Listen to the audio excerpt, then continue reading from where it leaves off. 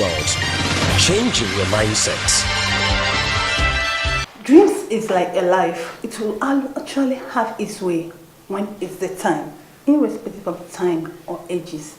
Good to have you on another edition of your weekly TV talk show, Be This World. It's my pleasure to have you join us this week. A quick break, I'll be right back. Don't go away. Be This World, changing your mindset. This is Be This World. My guest today is no other person than the man who actually have all it takes to turn the Nigerian we all want. That is if you and I want that new Nigerian. And it's no other person than the candidate of the Action Democratic Party, ADP. Join me as I welcome on the show, Mr. Babatunde Gbadamosi. Don't get away, you'll meet my guest. Be This World, changing your mindset.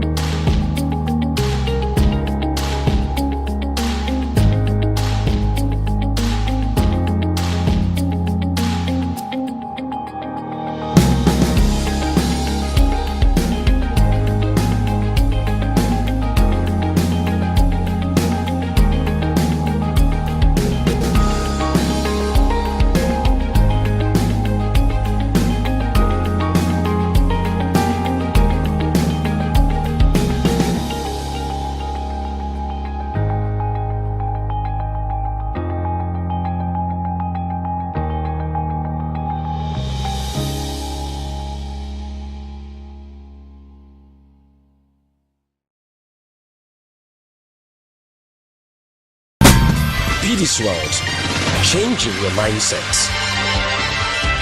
Yeah, I actually told you that if actually we all in Nigeria want the new Nigerian that we want, that will actually, it's time for us to start engaging the people who have all it takes. And that man is here. Like I said earlier, join me to meet Mr. Babatunde Gbadamosi. Oh my God. The way he's staring at me. It's a pleasure to meet you. Same here, sir. You look good. Thank you. You look so calm to compare to the kind of intelligence that runs in you. The way you actually wowed our audience and wowed the Lagosians in that debate, it was awesome. Okay, thank you, but that was not my intention. So what was the intention? My intention was merely to present Lagosians with an alternative, a credible alternative. A different way forward to the way that Lagosians have always known. Now, presenting Lagosian with a different alternative, it said Lagos State in Nigeria is a mega city. It's one of the best cities. That's the only city. We have only two cities in Nigeria, Lagos and other states. If you agree with me, yes. We have Lagos and other states. But it's so unfortunate that the Lagos of our own have come to accept what is available to them without knowing that they have a lot to make choice. and you, a man who wants to give them another thing, and they are comfortable with being ruled by people intellectually and not there. Let me use it like that. And how do you intend to do this? Well, you've already pointed out one of the ways, and that was at the debate where I was able to point out to Lagosians that there are other ways of doing things. There are more practical ways, more realistic ways of doing the job of making everyone comfortable in Lagos. Obviously, we cannot exactly serve the interests of every single person, because of course our interests are not exactly all the same. But we can at least address the common issues. And the common issues: power, water, good roads, transportation issues, education, healthcare, all of the, and accommodation, obviously. All of these issues are common to all human beings, irregardless of whether you're a man or a youth or a woman, or a young lady, a maiden or a child. The issues are the same. People need housing, people need power, people need water, people need a better sanitation system, whether it's for sewage or for solid waste. People need a more organized society. People need for things to work better. People need better economic opportunities. And it is all of these things that we put together into our manifesto to look for a way for the most practical, the most realistic, the most feasible way of providing all of these needs to Lagosians. And I looked at our finances in Lagos and I realized that in actual fact we have more than enough to provide all of these things for Lagosians. Not necessarily 100% free of charge, because people are paying taxes. Yeah. It's just that the taxes are not being put to use, they're not being reinvested in the system, and that's what we want to come and do. Now, talking about the things we should do differently, you talked about education, health, and property, accommodation.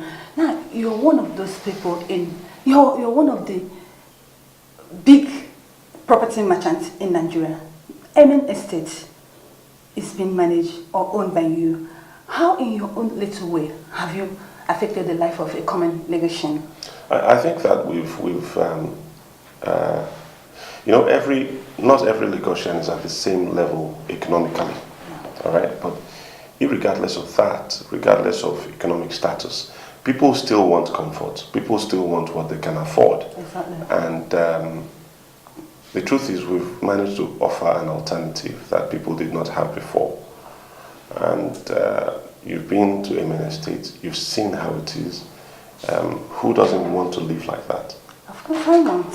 Who doesn't want to have 24-hour electricity? Of course I want. Who does not want to have 24-hour power? Who does not want to have good roads? Who does not want to have pedestrian access to the roads that does not conflict with vehicular access? Mm-hmm. Who doesn't want to have a playground for the children? A place for adults to sit down and have fun, have conversations, play games, use the gym, and so on. Who doesn't want to have that? I've never been to any country where these things are not considered to be necessary for human life to be meaningful. And unfortunately for us in Lagos, we seem to have gotten to the point where, like you said earlier, we've come to accept mediocrity as our lot in life. We've come to accept lack as our lot in life. We've come to accept poverty as our lot in life. And that is something that I want to erase from our lexicon. These are things that I want us to reject completely, because we have no business with poverty. We have no business with lack. We have no business with mediocrity in Lagos State. And I believe that I have already proven that with Emin Estate. I've provided several hundred families with the opportunity to enjoy a more rewarding life, a more fulfilled life, a more relaxed life, to enjoy more serenity than they are used to in metropolitan Lagos. You've been able to give life a value. I've been able to give them more value than they had before for whatever money they were spending wherever they were. So it's that same value for money that we want to bring to Lagos State as a whole. The idea that you spend so much money and yet get so little, I want that to end. Now, Mr. Gbadamosi, my question still boils down to Lagosians, because you want the Lagosians to employ you. You want me to employ you. If I don't want to employ you, you won't get employed. I would like to be your employee. Yes. Now, my question is this. One of your role models in politics has been Alhaji Jakande. Yes. You said you want to return Lagos to what Alhaji Jakande made. No.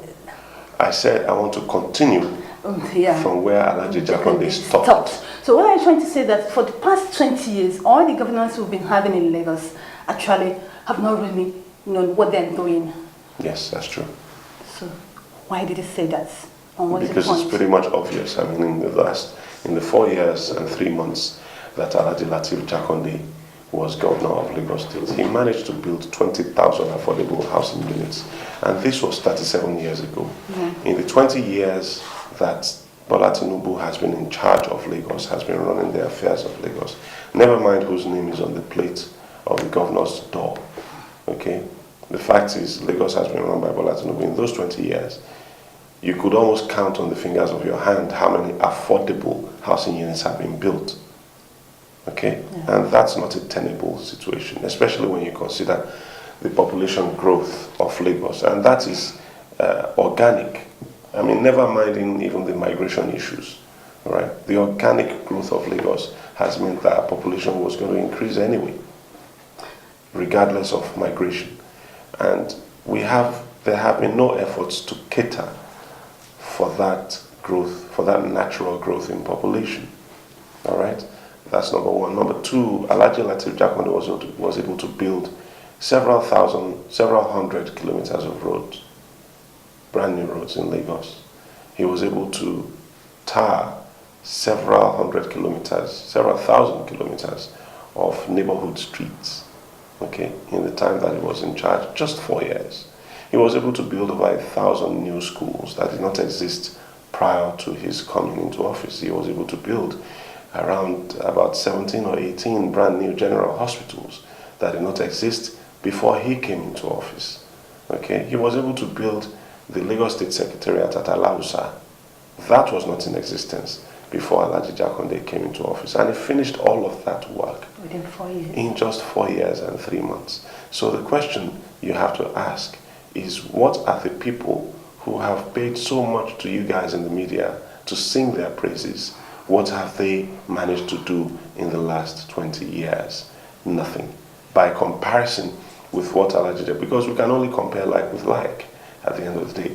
If you compare the first 4 years of Tinubu with the 4 years of Alhaji Jakande, you will agree with me that Tinubu scored 0. If you compare his second 4 years with the 4 years of Alhaji Jakande, again you will agree with me that he scored 0. If you compare the 4 years of Fashola with the 4 years of Alhaji Jakande, 0. If you compare the second 4 years of Fashola with the 4 years of Alhaji Jakande, again it's 0. If you compare the 4 years of Ambode, which is drawing to a close very shortly, with the 4 years of Alhaji Jakande, again it's a 0, especially when you consider that 37 years have intervened between the time Alhaji Jakande was in charge and today. Present administration. Okay, so there have been advances in technology, even in construction technology, that should ordinarily allow for a lot more to be achieved, in Lagos in the last 20 years, but it hasn't been achieved.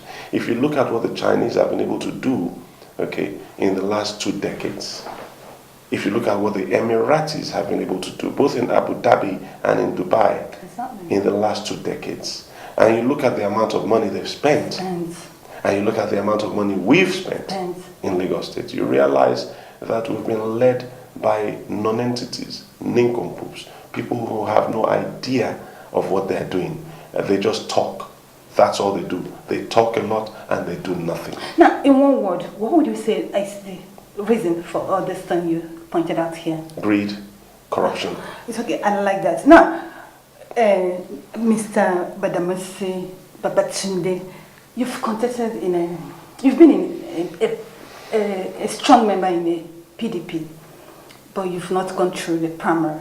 Do you understand? I did go through the primaries, but I did You not didn't win. win. That's what I mean. You didn't win. 2011, 2014, you did not win.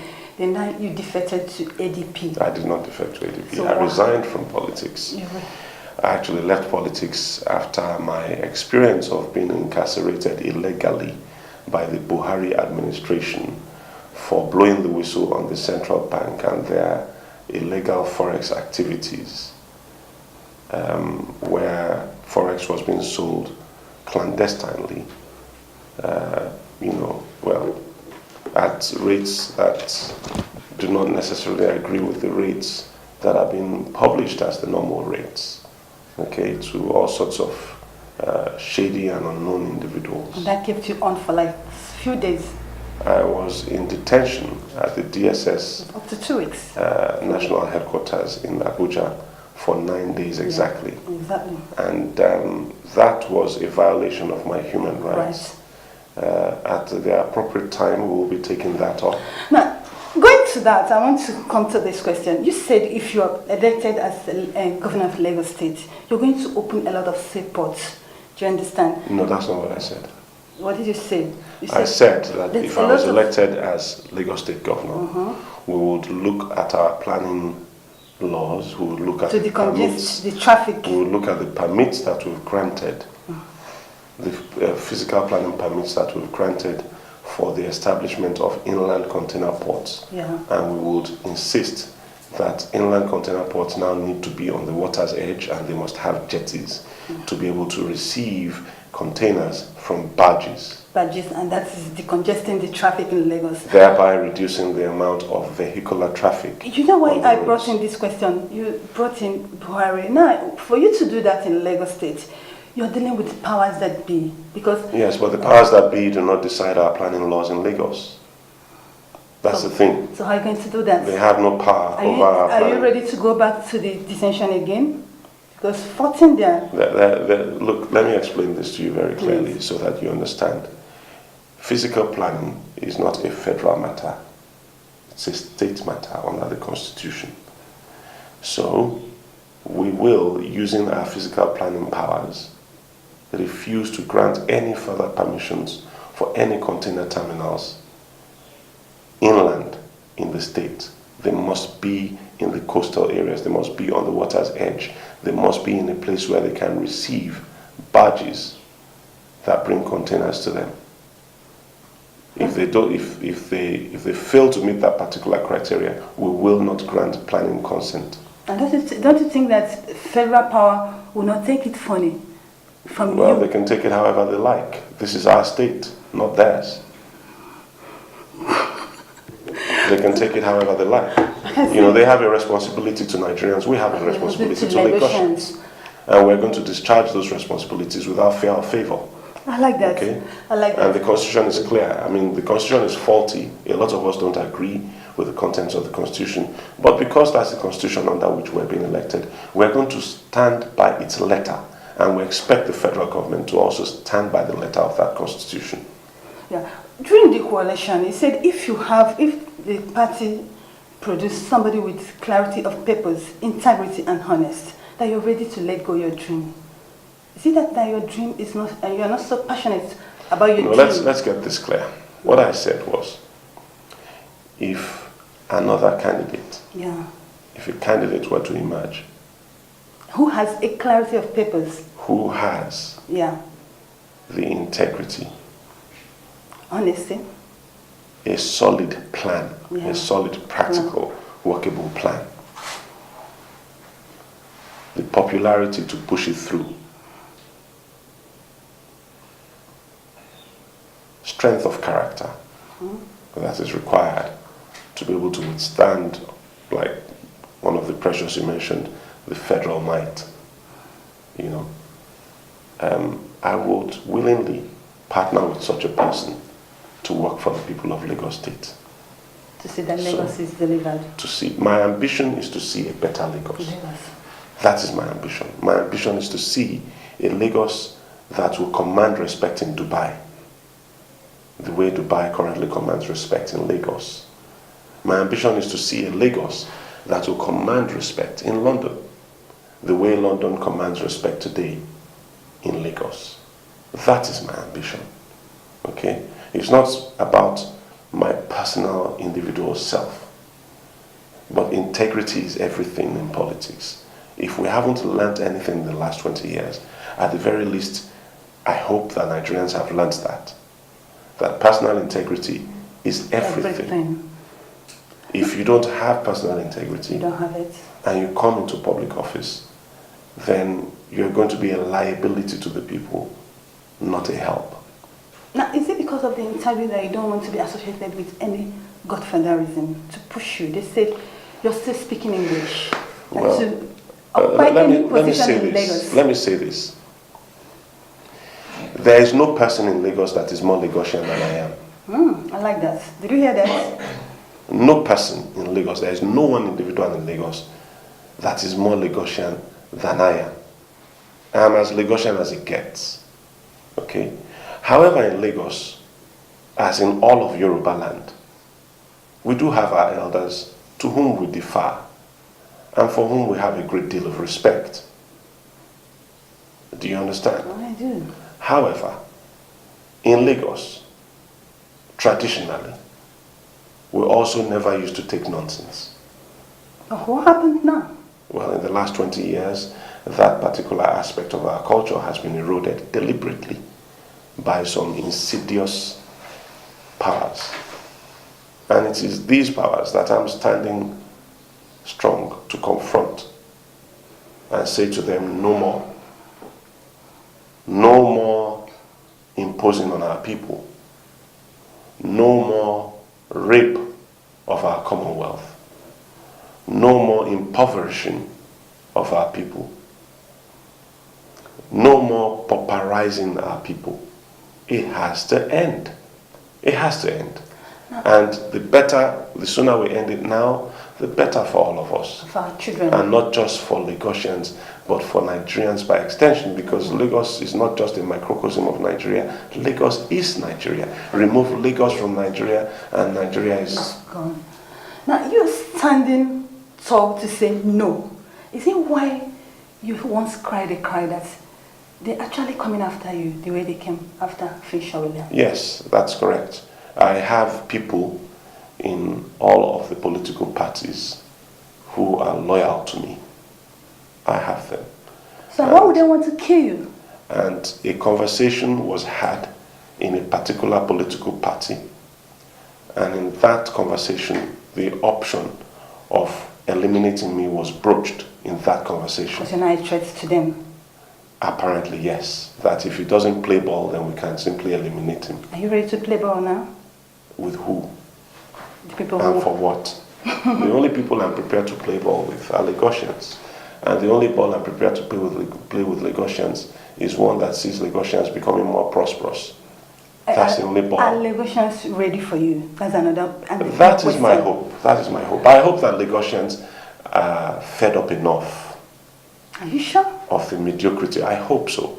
I hope that Lagosians... I'm not sure, but I hope so. Hoping and knowing is two different things. Well, yes. Knowing is a different thing from hoping. So I'm hoping. I cannot, sit here and, pompously say to you that I know what Lagosians are thinking. No, I can't say that. I can only hope that Lagosians are tired, sick, and fed up enough of the rubbish that has passed for governance in the last 20 years to say, along with me, no. It's okay. In one of your interviews, you said that Sawolu and Jimmy Abade doesn't have what it takes to take Lagos to where Lagos is going to. Yes, I said that. Before you answer that question, let's go for a quick break. And when we return, we'll continue. Don't get away. We'll be right back. Be this world, changing your mindset.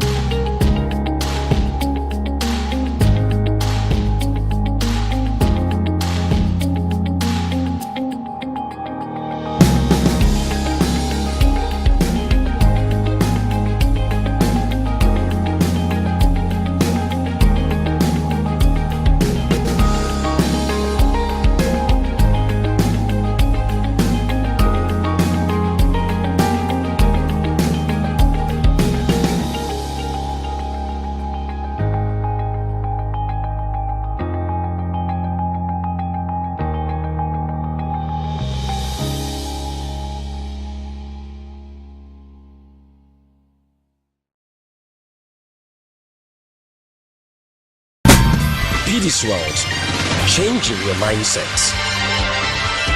Just joining us, this is Be This World, and my guest today has been no other person than Mr. Babatunde Gbadamosi. Is the candidate of ADP, and we'll be talking about Lagos and making Lagos, not just Lagos, Nigeria, a better place. We're looking at Nigerian, that's people with this will come to power. Do you want that? So, sir, before we went on break, I told you, said Sowolu and Jimmy Abadi don't have what it takes to take Lagos State, to take, when I talk Lagos, I talk Nigeria, to where it's going to. And you feel you have all it takes. Yes, I do. Well, first of all, the question that I asked at the platform debate, I'm going to ask again. What is it that Lagosians need right now? The practical things that Lagosians would like to see.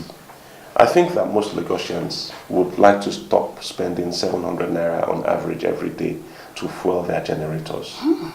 I think that Lagosians would like that. I think that Lagosians would like to not have to go look for water from Mirua or from water tankers. I think they'd like to open their taps and have water rushing through. I think that Lagosians would like to spend less time in traffic. That's what I believe. I believe, like all other Lagosians, okay, I believe I have my finger on the pulse of Lagos. And I believe that most people would like to not have to go through so much traffic just to get to work and just to get back home. The average time we spend in traffic in Lagos today, conservatively, I put it at 6 hours a day. 3 hours to go, 3 hours to come, on the average. Now, if you look at our full day, the 24-hour day, you sleep for 8 hours, you're in traffic for 6 hours, that's already 14 hours gone. Okay? By the time you spend 8 hours at work, you spent 22 hours of your day, you're left with just 2 hours spare to perhaps spend with your children or relax. What kind of life is that? No wonder they say the life expectancy of Lagos yes, is the time, the only thing that we really have of value as human beings is our time, not money. Yeah, you're right. Time is our real wealth. And the government of Lagos, the people who have run Lagos for the last 20 years have conspired together to rob us of our time. Now, if you compare Lagos to a territory like Singapore, and you look at the average commute time in Singapore as 40 minutes, that's what it is. Average commute time in Singapore is 40 minutes. This means that they sleep for 8 hours, travel for 40 minutes to go to work, travel for 40 minutes to get back. That's 1 hour and 30 minutes every day. Okay? 1 hour, 30 minutes every day in traffic. So you add that's 9 hours and 30 minutes. Then they spend 8 hours at work.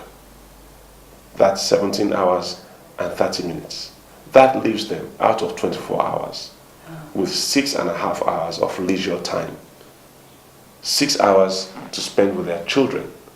6 hours to engage in other pursuits. How will they not be more productive than we are? Just tell me. They have 6.5 hours, we have 2, if that. Because the argument is that, in fact, our average commute time in Lagos is not 6 hours, it's 7 hours. Several studies have proven this to be true. Okay?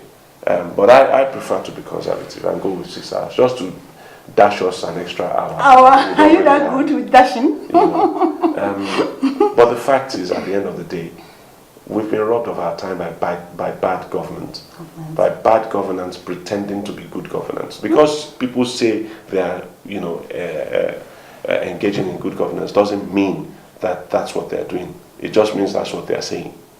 Now, there's another allegation you made. So the fact that Mr. Sowolu and Agbaje do not have what it takes proceeds from that point. Yeah. Okay. Now, what the Lagosians need, I've already enumerated them. Exactly. I've already said Lagosians need power, Lagosians need water, Lagosians need better roads. Of these three, which of them have Mrs. Sowolu and Mr. Sowolu and Mr. Agbaje shown checkable empirical evidence that they have the capacity to deliver? None. Whereas, in my case, I have empirical evidence that you can see.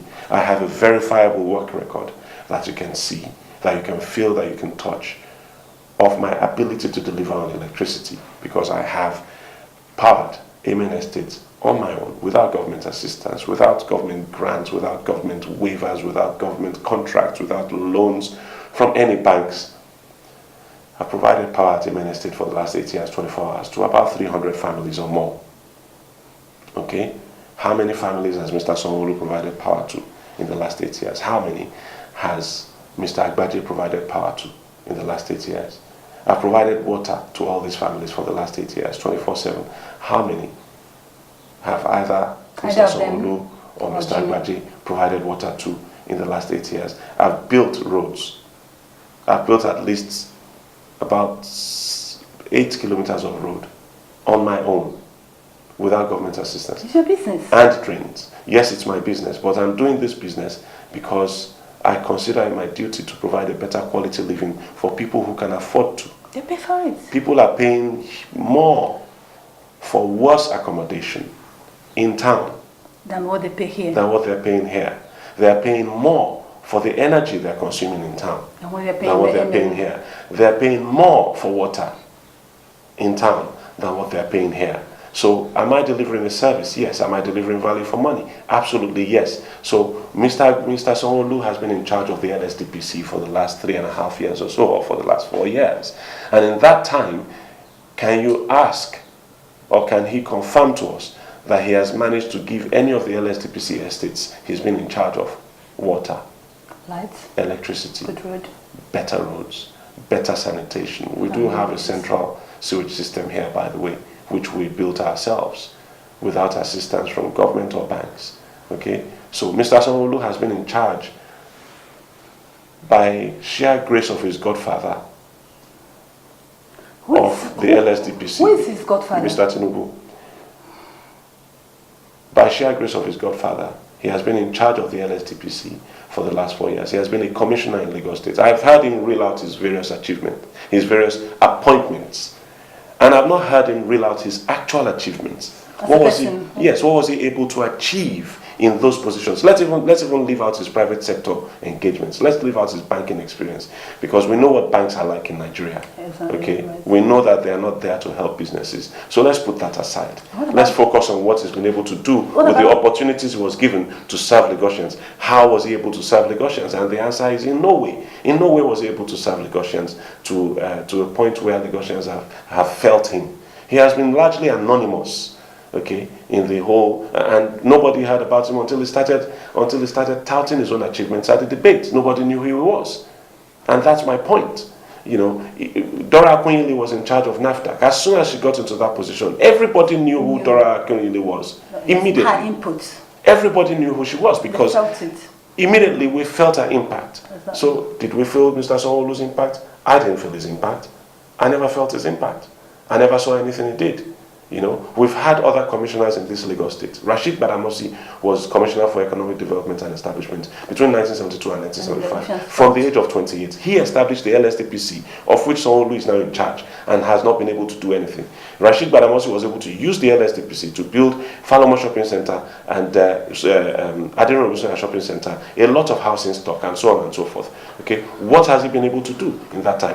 Sanwo-Olu was in I know you have a lot to say. Sanwo-Olu was in charge of Economic Development and Establishment. Whilst Rashid Gbadamosi was in charge of Economic Development and Establishment, he set up Ibile Holdings, used Ibile Holdings not just as a holding company for government, he actually used it to invest in Julius Berger, in Kappa and Alberto, and a lot of other companies on behalf of Lagos State, from which Lagos State has continued for many decades to reap benefits. Now the question is, while Sanwo-Olu was in charge of Ibile Holdings by reason of... It's okay, I know you have a lot to say.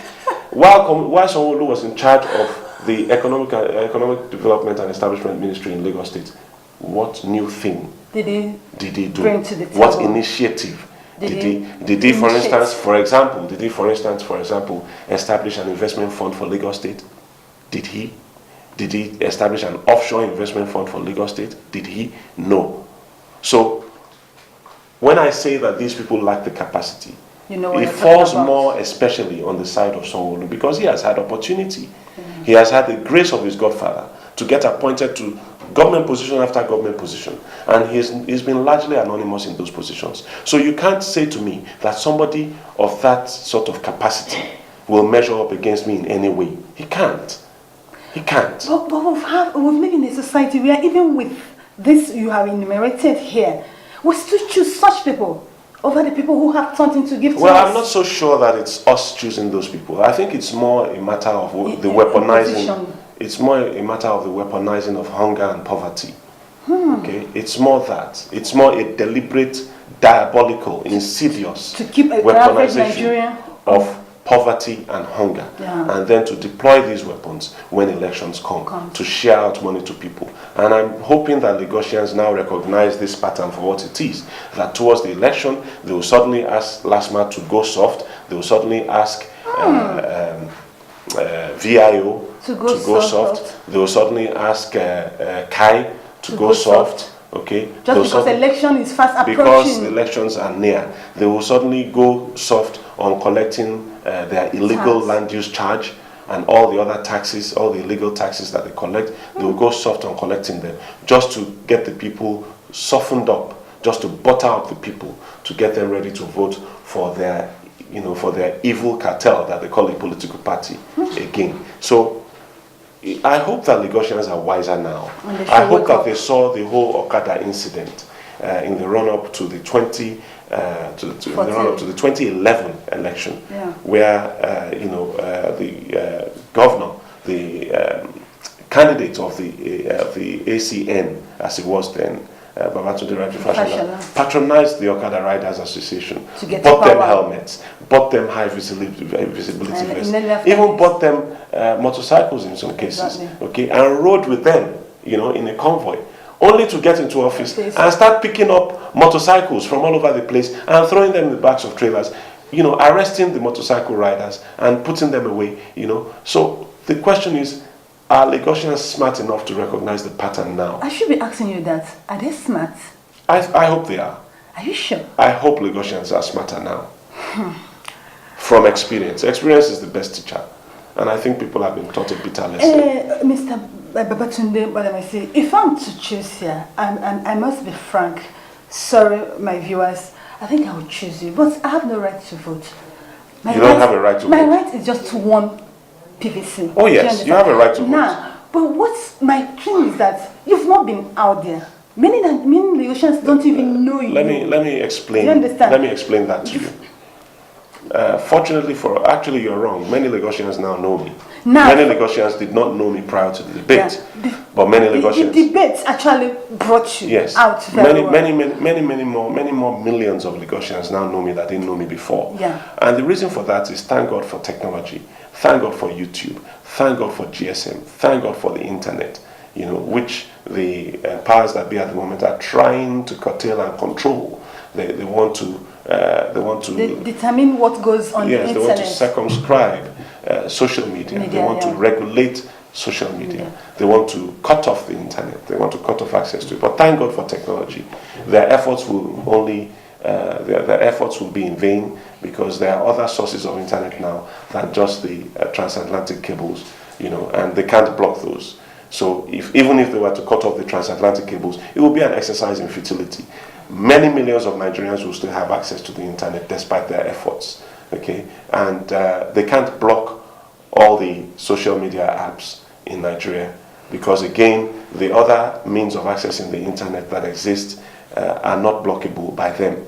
Okay, they don't have the technology to do that. So, unfortunately for them, the Lagosians and Nigerians will continue to learn more and more about what is happening as it happens, and that's what they really don't want. They don't want live updates for Lagosians. They don't want Nigerians to be informed, because an informed people is a free people. An informed people is a progressive people. They don't want progress. They don't want freedom for Nigerians.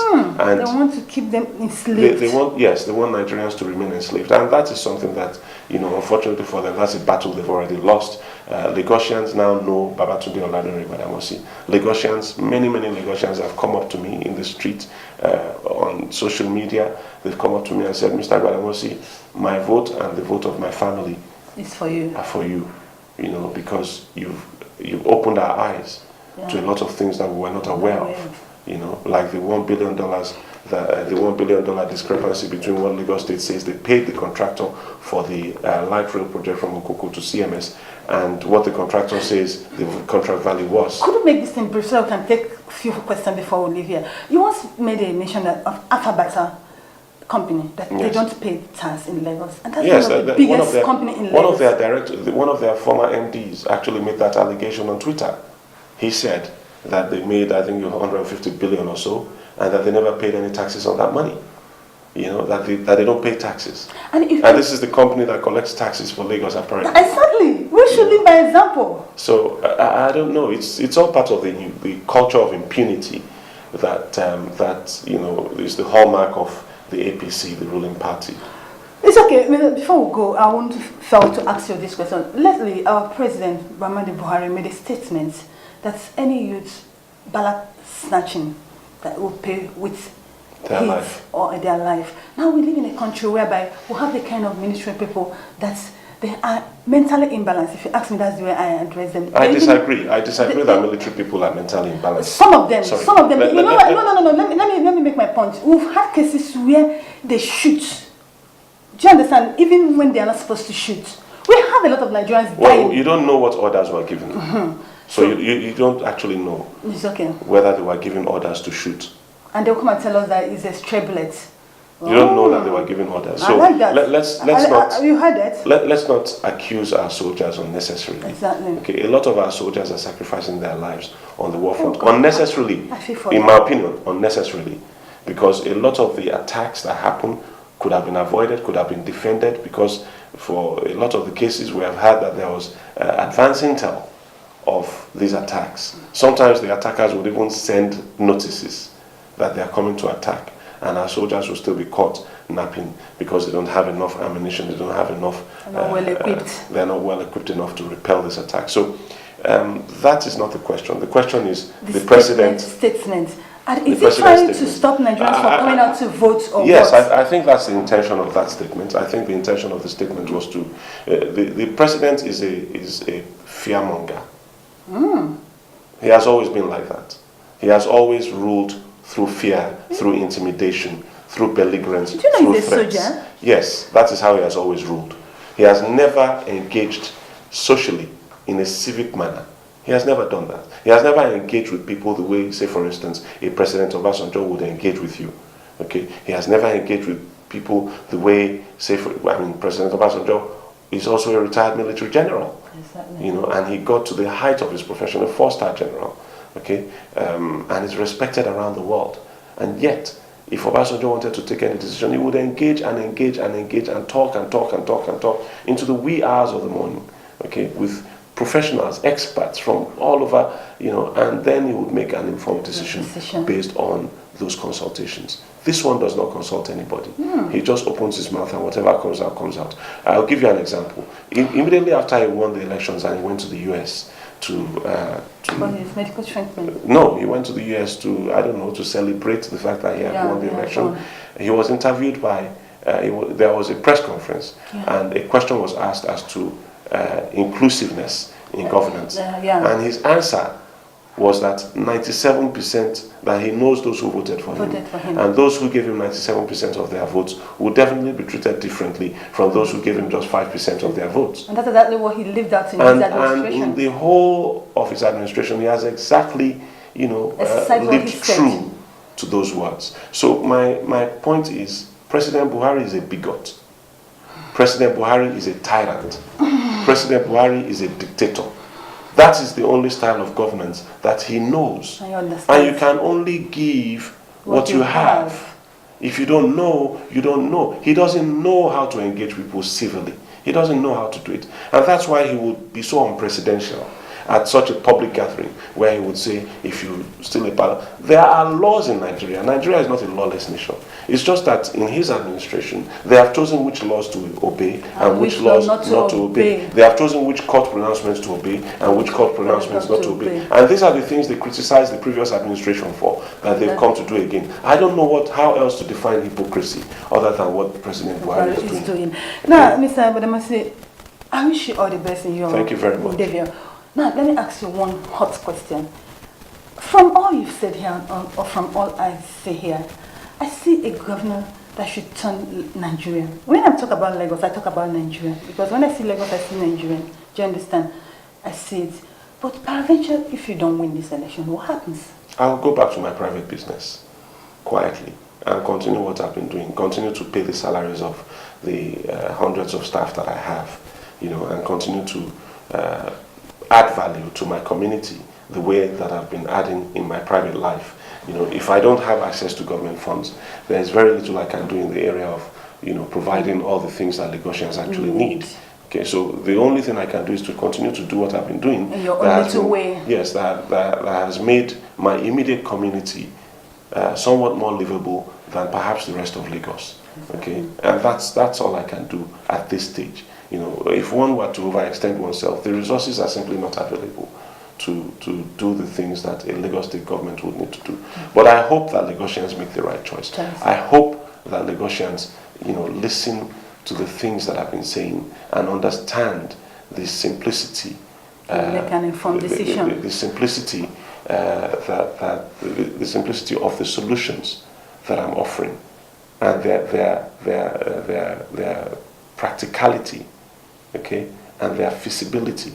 The fact that we don't need to spend an arm and a leg to make available all the things that we need in life. We don't need to. Exactly. Okay. It's doing the right thing and doing the right thing at the right time. Okay. We don't need to continue to have a pauperized civil service. We don't need that. We can't afford to continue to pay the kind of, poverty wages we're paying our civil servants. Doesn't make sense for a territory that wants to grow. If we really want to grow, then we need to grow our people first. And the people closest to us, the ones whose lives we can impact most immediately, are the civil servants. Okay, and we need to, if we can't impact their lives, then what are we on? What are we on about? It's okay. Let's hear your advice to Nigerians as we go out on. Well, I'm not going to be non-partisan. I'm going to tell Nigerians this. These elections are about your future. The future of your children, the future of your grandchildren, and your descendants forever. If you make the wrong decision and vote in and allow the tyrants to continue, then you have nobody else to blame but yourself for whatever befalls you. Millions of Nigerians have been killed in the Middle Belt and in some parts of the South by so-called Fulani herdsmen in Janjaweed style, similar to what happened in Sudan before the breakup of Sudan into Northern Sudan and Southern Sudan. And this government of the last 4 years has not arrested a single or convicted a single of the perpetrators of this genocide.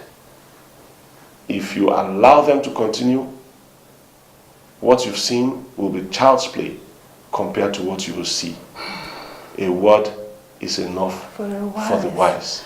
The poverty that you have seen will be a joke compared to what is coming. This is a president that did not talk to Nigerians for almost 4 years.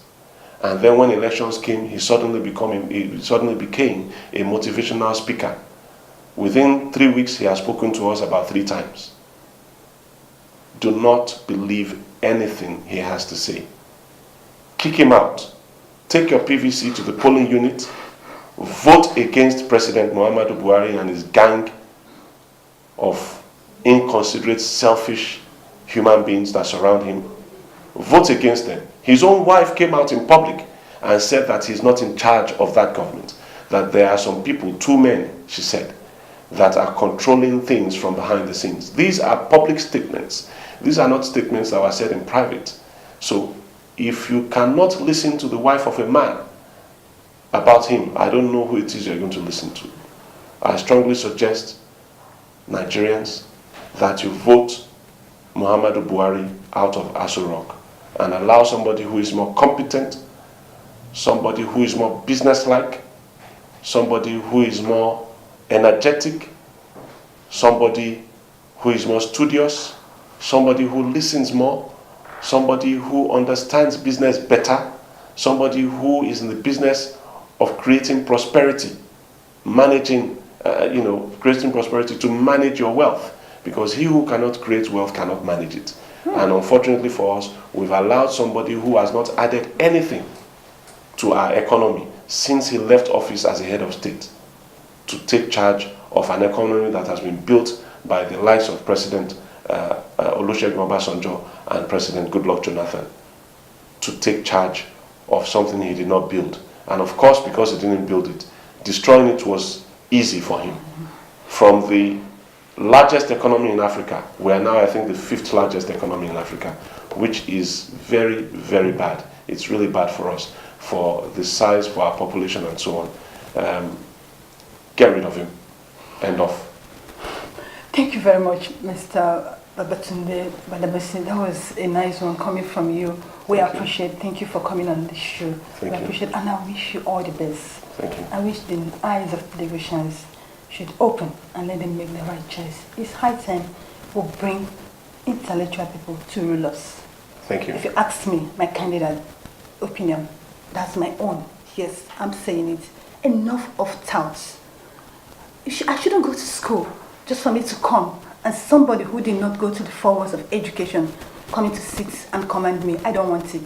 Well, that's much we'll be taking today on the show. Remember, there's one striking thing he said. He said that our government have developed this system of enslaving us.